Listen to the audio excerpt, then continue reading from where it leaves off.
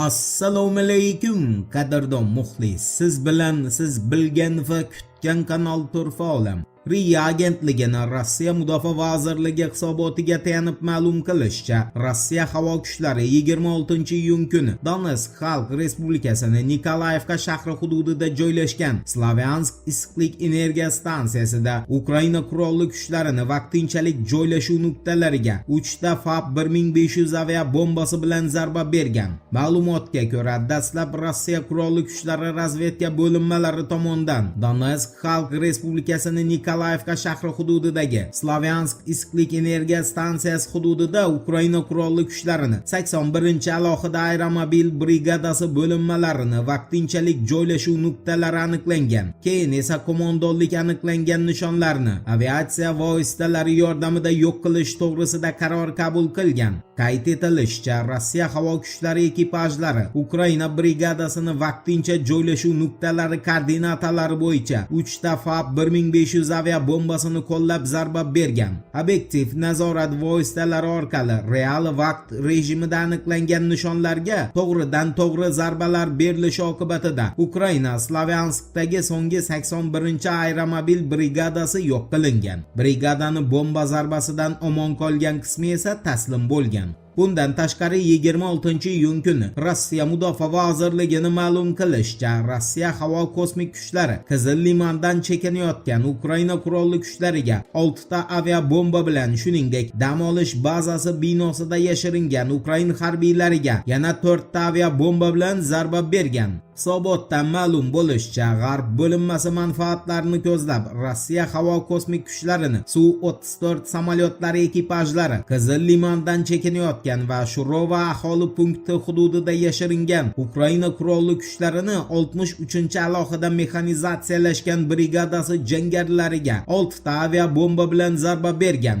Shuningdek, Qizil limanning g'arbiy qismida faoliyat yuritmaydigan dam olish bazasi binosida panoh topishga uringan Ukraina qurolli kuchlarini 60-alohida mexanizatsiyalashgan brigadasiga 4 ta FAB-500 avia bombasi qo'llangan holda zarba berilgan. Aviatsiya zarbalari natijasida nishonlar to'liq yo'q qilingan. Rossiya Mudofaa vazirligi hisobotiga ko'ra, hafta davomida Rossiya qurolli kuchlarining g'arb bo'linmasi Qizil limandagi 327 ta binoni nazoratga olgan. Janub bo'linmasi esa bir hafta davomida Konstantinovkadagi 763 ta binoda tozalash ishlarini yakunlagan. Rossiya qurolli kuchlari bir hafta ichida 5 marta guruhli javob zarbasini amalga oshirgan. 26-iyun kuni Kiyevdagi harbiy komissariyat hamda Kremenchukdagi neftni qayta ishlash zavodiga zarba berilgan. Ukraina qurolli kuchlarining bir haftadagi yo'qotishlari 10.075 nafar harbiyni tashkil qilgan.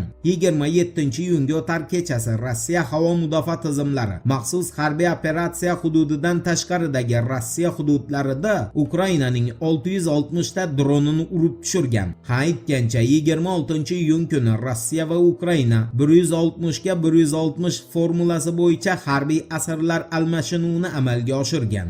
Endi qayta tiklanayotgan Eron urushi haqida to'liq axborot beramiz. E'tiborli bo'ling. Axios agentligining xabar berishicha, Amerika Qo'shma Shtatlari harbiylari prezident Donald Trampni Eronni o't ochishni to'xtatish tartibini buzganlikda ayblagandan so'ng Hormuz bo'g'ozi hududidagi Eron nishonlariga zarba bergan. Oradan ko'p o'tmay Reuters agentligi Eron harbiylarini Yaqin Sharqdagi Amerika Qo'shma Shtatlari armiyasini bir nechta joylashuv nuqtalariga zarba bergani haqidagi xabarni e'lon qilgan. Avvalroq Eronning Islom inqilobi qo'riqchilar korpusi Amerika Qo'shma Shtatlarini so'nggi zarbasiga tez orada qat'iy javob qaytarilishini ma'lum qilgan edi. O'z navbatida Amerika Qo'shma Shtatlari vitse-prezidenti J.D. Vance Tehronni ogohlantirib, Washington har qanday zo'ravonlikka yana qattiqroq kuch ishlatish bilan javob qaytarishini bildirgan. 26-iyun kuni Amerika Qo'shma Shtatlari qurolli kuchlari markaziy qo'mondonligi Hormuz bo'g'ozidagi tijorat kemasiga qilingan hujumga javob sifatida